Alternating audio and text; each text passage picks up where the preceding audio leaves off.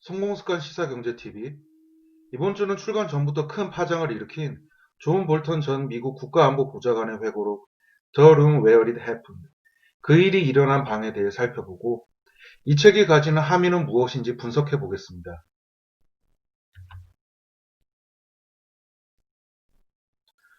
출판 직전부터 판매 금지 가처분 소송에 휩싸인 이 책은 미국 시간으로 23일부터 판매가 시작됐고 아마존 등에서 베스트셀러에 오르며 그 관심의 크기를 가늠할 수 있었습니다.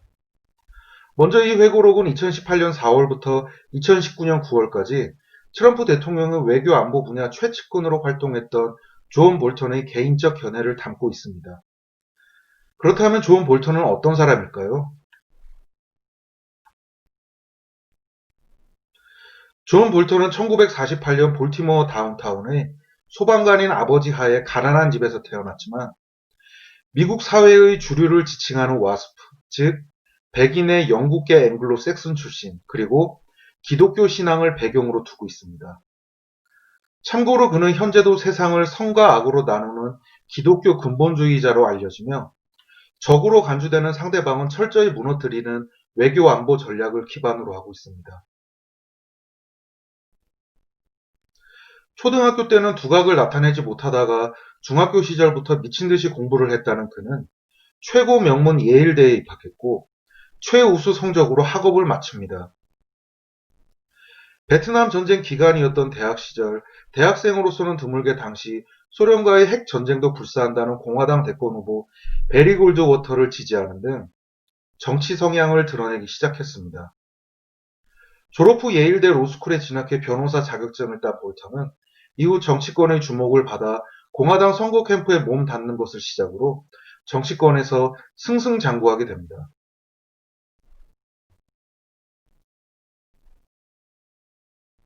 로널드 레이건 정부의 법무부 차관을 역임하고 아버지 부시 대통령 정부의 국무부 국제기구 국장, 아들 부시 대통령 시절에는 국무부 군축 및 국제안보 담당관을 지냈으며 2005년 8월부터 2006년 12월까지 유엔 주재 미국 대사를 지내기도 하는 등 그는 레이건 이후 공화당 정부에서는 빠짐없이 외교 안보 라인의 한 축으로 자리매김했습니다. 여담입니다만 유엔 대사 시절에는 반기문 유엔 사무총장 선출에 큰 힘을 발휘했다고 전해집니다.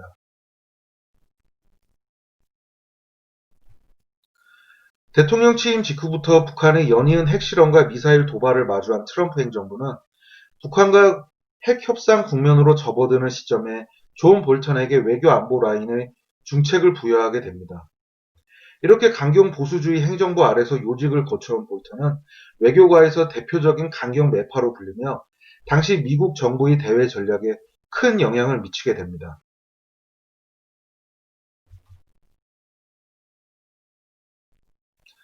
부시 행정부에서는 리비아의 전면 핵 포기를 이끌어냈으며 대량 살상 무기를 빌미로 시작된 이라크 전쟁도 그의 강력한 입김 때문이었다고 전해집니다.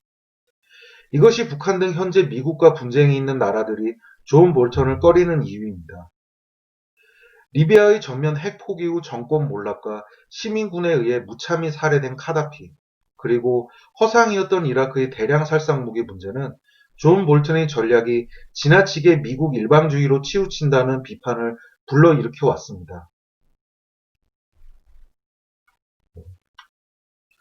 볼턴은 트럼프를 지지하지 않았던 전통적 공화당 엘리트들과는 달리 대선 레이스 동안 트럼프를 공개 지지했습니다. 그리고 트럼프 행정부의 초대 국가안보보좌관인 맥 마스터가 트럼프와의 의견 차이로 물러나자 그 자리를 이어받게 됩니다.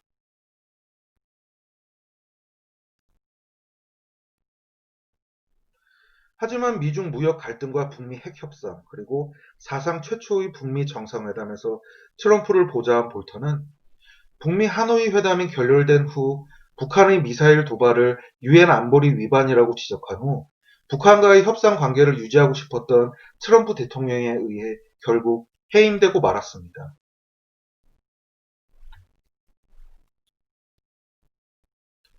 그의 회고록은 주로 재임 기간 중 벌어졌던 미중 무역 갈등과 북미 핵 협상에 대한 그의 소회를 담고 있으며 북한과 협상은 무의미하며 한미 정상은 북한을 상대로 한 세 차례 회담에서 아무런 성과물이 없다고 강하게 비판합니다. 또한 대외비로 분류되는 트럼프 행정부의 외교 전략과 트럼프 개인이 모순되는 언행을 공개하며 정치인으로서 부족한 자질을 지적하고 사실상 트럼프 대통령 낙선 운동을 선언했습니다.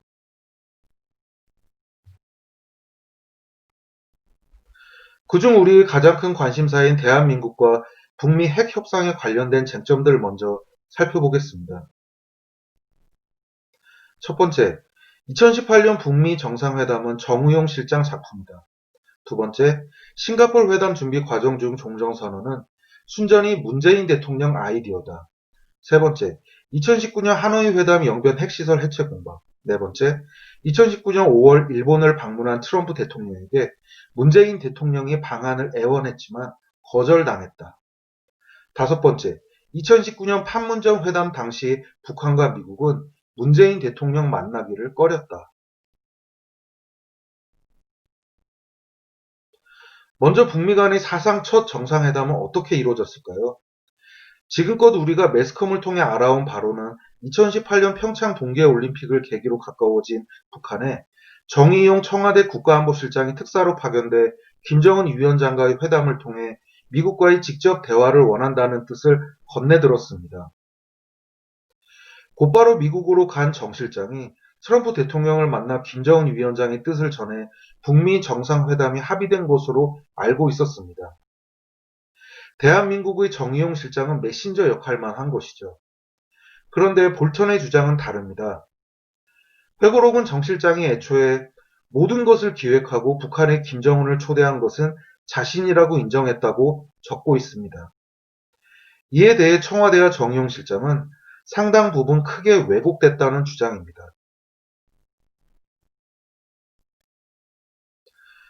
두 번째, 2018년 북미 간의 첫 정상회담 당시 거론됐던 북한과 미군이 주둔하는 대한민국 간의 종전선언은 문재인 대통령의 아이디어라는 것입니다.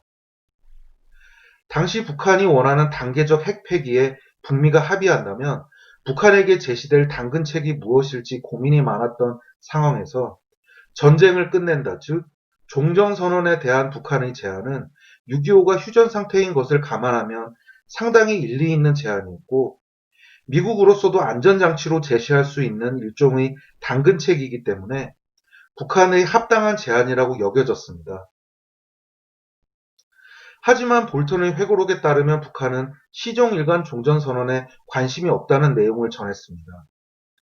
볼턴의 말은 문재인 대통령이 종전선언을 북한에 대한 보상책으로 떠올렸고 이를 미국에 제안한 것은 즉 대한민국 문재인 대통령이라는 말이 됩니다. 이에 대해 2018년 당시 언론에 나온 정의용 실장의 인터뷰는 북한은 종전선언 같은 동시행동 원칙이 준수된다면 적극적인 비핵화 조치에 임할 의지가 있음을 밝혔다라고 되어 있습니다. 북한은 기대하지 않았던 종전선언을 한국의 대통령의 구상에 미국과의 협상에 끼워 넣은 것일까요? 즉, 미국의 대북 보상책을 우리나라가 구상한 것일까요? 세 번째는 하노이 회담의 주요 이슈였던 영변 핵시설 해체입니다. 싱가포르 회담을 마친 북한과 미국은 핵폐기에 대한 세부 협상을 시작합니다.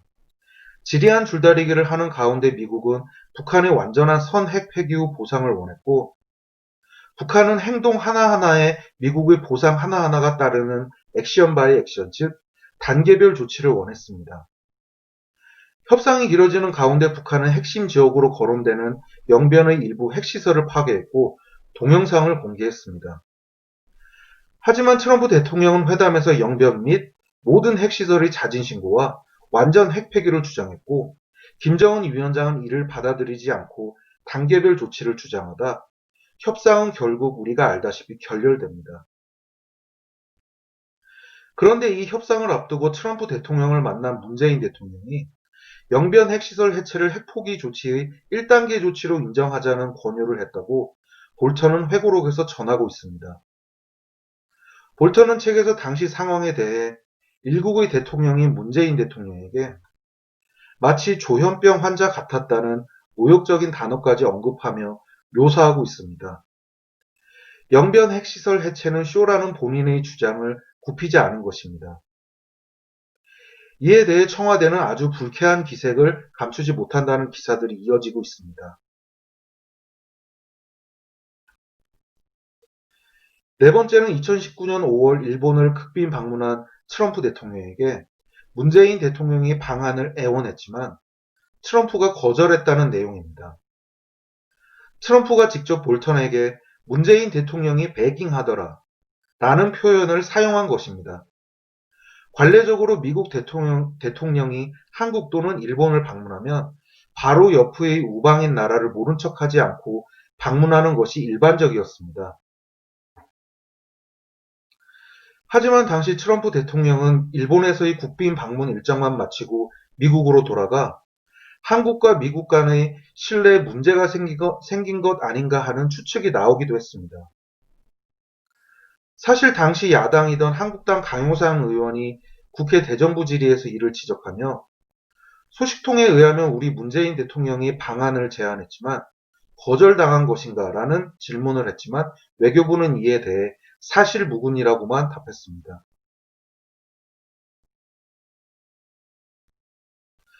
마지막으로 2019년 6월 역사적인 남북미 정상들의 판문점 회동 당시 문재인 대통령의 참석을 북한과 미국이 원하지 않았다는 것입니다. 볼턴의 주장에 따르면 북한과 김정은 위원장은 판문점 내 북한 영토인 통일각에서 회동할 것을 원했고 미국 정부와 트럼프 대통령은 경호상의 이유로 남한 측 자유의 집에서 양국 정상만 만날 것을 제안했다고 합니다. 볼턴은 우리 정부가 난색을 표하고 3자 회담을 제안했고 미국 측은 여러 차례 문재인 대통령의 참석을 거절했다고 언급하고 있습니다. 하지만 당시 문재인 대통령은 내가 없다면 김정은 위원장이 한국당이 들어설 때 적절하지 않아 보일 것이다. 김 위원장과 인사만 하고 자리를 피하겠다라는 의견을 표명해 결국 우리 의도대로 남북미 정상들이 판문점 내 우리 구역인 자유의 집에서 회동했다고 전하고 있습니다. 사실 당시 트럼프 대통령과 김정은 위원장의 만남은 우리 측에서도 신경을 써야 했던 부분이고 많은 지적들이 나왔습니다. 우방인 미국과 우리 민족인 북한의 지도자가 우리 영토에서 만나는 자리에 우리 문재인 대통령이 빠질 수 없다는 것입니다.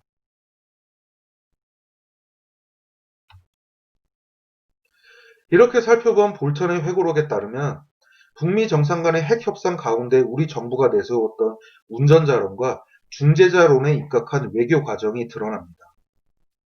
또한 하노이 노딜로 크게 명예가 실추된 북한 김정은 위원장이 왜 그동안 우리를 배신자로 불렀고 우리 측과의 관계를 일거에 끊었는지, 그리고 심지어는 NGO 단체들을 통한 접촉도 그렇게 매몰차게 거절했는지 이해가 되는 측면이 있습니다. 즉, 볼턴의 회고록에 따르면 북한과 미국을 오가며 어떻게든 북미 정상 간의 회담을 이끌어내려던 우리 정부의 노력으로 북한은 미국과의 정상회담장에 나온 것입니다. 그런데 여기서 우리가 따져봐야 할 문제가 있습니다. 앞서 말씀드린 바와 같이 북한 김정은 위원장은 하노이 노딜을 전혀 예상하지 못하고 베트남으로 달려갔습니다. 예상했다면 당연히 안 갔을 자리입니다. 북한에서 김정은 위원장은 실패하면 안 되는 직책이고 인물인 것을 우리 모두는 알고 있습니다. 김정은 위원장은 싱가포르 회담과 마찬가지로 본인들이 주장하는 단계별 조치를 바탕으로 협상을 성공적으로 이끌어내고 양국 간 공동선언을 하는 장면을 꿈꿨을 것입니다. 자신이 있었기 때문에 베트남까지 그 긴 3박 4일간의 여정을 버틴 것입니다. 하지만 그 꿈은 산산이 부서지고 말았습니다.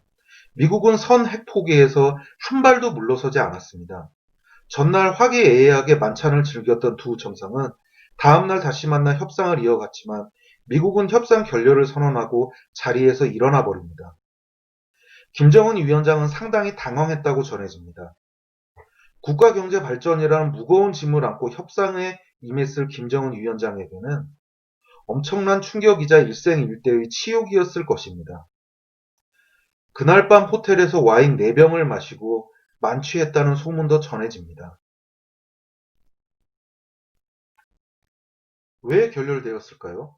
혹시 우리 대한민국 정부가 잘못된 사인을 보낸 것은 아닐까요?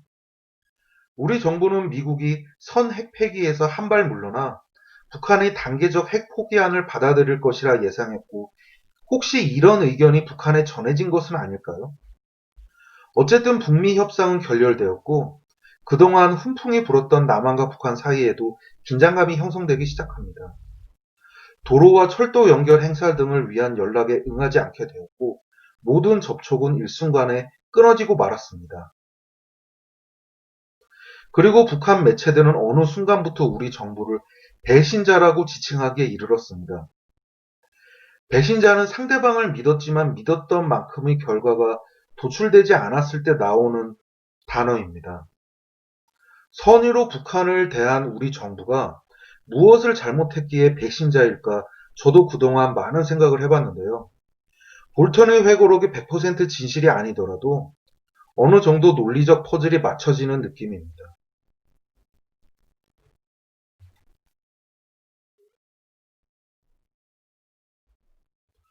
볼턴의 회고록에서 유출할 수 있는 두 번째 함의는 트럼프의 잦은 외교 안보 라인 교체입니다.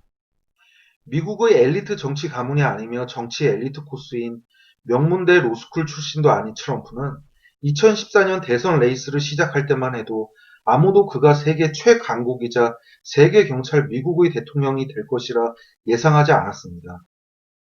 심지어 같은 공화당 내에서도 정치 엘리트들은 트럼프에게 반기를 들었고, 경선 통과조차 장담할 수 없었지만 대중적 인지도를 바탕으로 경선을 통과해 본선에서 강력한 대권 주자였던 힐러리 클린턴과 마주하게 됩니다. 대선 레이스 내내 인종차별과 여성 비하, 그리고 이민족 문제까지 온갖 네거티브 공방에 시달린 트럼프를 향해 공화당 정치인들은 줄줄이 지지 철회를 선언해 버립니다. 심지어 당시 미국 대선 결과 예측 프로그램은 99.9%로 힐러리 승리를 점쳤습니다. 이렇게 험난한 여정을 뚫고 대통령에 당선된 트럼프를 향한 정치가의 관심은 과연 누가 그를 위해 일을 할 것인가였습니다. 이미 기존 공화당 엘리트들은 트럼프와는 일을 하지 않을 것이라 천명한 상태였고, 트럼프의 최측근에는 딸인 이방카와 사위 큐슈너 등이 포진해 트럼프의 정치력 상당수를 잠식하고 있었기 때문입니다. 임기가 시작되자 다른 공화당 대통령들과 달리 신진 보수주의자들이 트럼프 행정부의 요직을 채웠고, 국방과 외교 안보 분야 역시 정치 군사 분야의 신인들이 요직을 맡았습니다. 하지만 트럼프 행정부 출범 1년이 지나자 트럼프와 심한 이견을 드러낸 국방장관 매티스가 그만두는 것을 시작으로 트럼프는 외교 안보 라인의 잦은 교체를 단행합니다. 참고로 해임된 매티스 전 국방장관도 트럼프를 강력 비판하며 회고록을 냈습니다. 볼턴 역시 트럼프의 두 번째 국가안보 보좌관입니다. 통상적으로 장관과 백악관 참모들의 임기는 대통령 임기와 같이 한다는 미국의 전통에 비추어 보면 아주 이례적이라 할 수 있습니다. 트럼프의 주변에는 왜 이런 일이 잦을까요? 우리는 그 해답을 최근 볼턴의 인터뷰에서 찾을 수 있습니다. 볼턴은 최근 회고록과 관련된 인터뷰에서 트럼프 대통령은 공화당의 대의를 대표하지 않는다. 트럼프 대통령은 철학적 기반이나 전략이 없다. 그는 정부가 어떻게 작동하는지 개인적 지식이 부족하고 배우는 것에도 관심이 없다. 트럼프 대통령은 정부가 마치 소규모 가족 회사인 것처럼 운영하는데, 정부가 그렇게 운영되기에는 사안들이 너무 중요하다. 즉, 기존 정치 엘리트의 관점에서 트럼프는 국가 운영 철학과 역량이 한참 부족한 대통령이라는 비판입니다.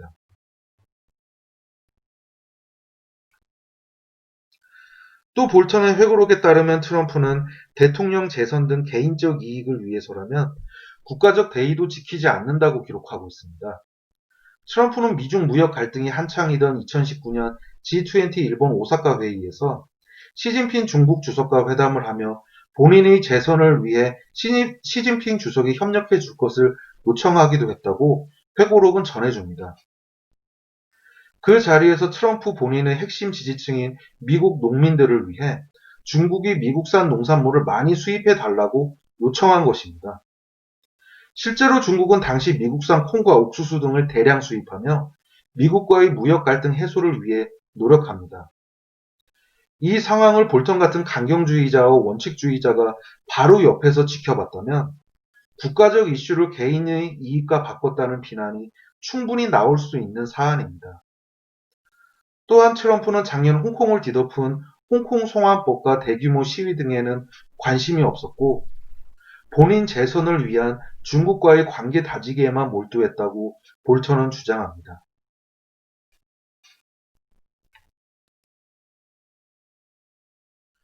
이런 부분은 사실 가치 중립적 입장에서 본다면 트럼프가 실리 외교를 한다고도 볼 수 있습니다. 미국의 경제적 이익이 되지 않는 홍콩 문제에는 눈 감고 미국의 물건을 사주는 중국과의 관계만 신경 쓴다면 이것으로 혜택받는 미국민이 더 많을 수도 있습니다. 하지만 단기적인 이익을 위해 국제 무대에서 최강대국 미국의 정치력을 포기하는 결과를 초래할 수 있습니다. 이는 전임 국방장관이었던 매티스가 지적한 부분이기도 합니다. 한국, 일본, 독일 등 동맹국들과 미국 주둔 비용 대폭 인상을 위한 트럼프 행정부의 협상 및 압박에 반발한 매티스는 트럼프 행정부의 지나친 실리주의는 세계에서 미군이 차지하는 군사 외교적 지위를 순식간에 날려버릴 수 있다고 강력 경고한 것입니다. 물론 아직 재임 중인 대통령과 그의 최측근이었던 인사들이 회고록을 통해 대통령의 언행을 폭로하고 비난하는 것은 미국의 외교 안보에 심각한 위기 상황을 몰고 올 수 있으며 또한 도덕적으로도 옳지 않다는 지적을 받을 수 있습니다. 하지만 왜 유독 트럼프 행정부 아래서 이런 일들이 잦은지, 그리고 최근 미국의 지나친 자국 우선주의 행보로 영국, 프랑스 등 전통적 우방들조차 트럼프 정부의 싸늘한 반응을 보이는지 우리 모두 한번 따져봐야 할 사안인 것은 분명해 보입니다. 지금까지 존 볼턴의 회고록과 이에 따른 한국과 북한 그리고 미국의 관심사들을 정리해봤습니다. 볼턴의 회고록에 따르면 우리 대한민국 정부는 북미회담 중에서 우리가 천명했던 중재자 역할을 그것이 긍정적이든 부정적이든 나름대로 성실히 수행한 것으로 드러났고 북미 핵 협상 타결을 위해 노력한 것으로 드러났습니다. 우리 청와대나 여권이 존 볼턴을 향해 불편한 심기를 드러내지만 사실 우리 입장에서는 크게 잃은 것은 없다고 보여집니다. 회고록 폭로의 당사자인 볼턴은 국가 기밀 누설 혐의로 고발될 수 있으며 실형을 살 수도 있다고 합니다. 초판 인쇄로 받은 24억 원도 몰수당할 수 있습니다. 그런데 트럼프 대통령 과연 재선할 수 있을까요? 여기까지 성공습관 시사경제TV SNG 트러스트였습니다. 감사합니다.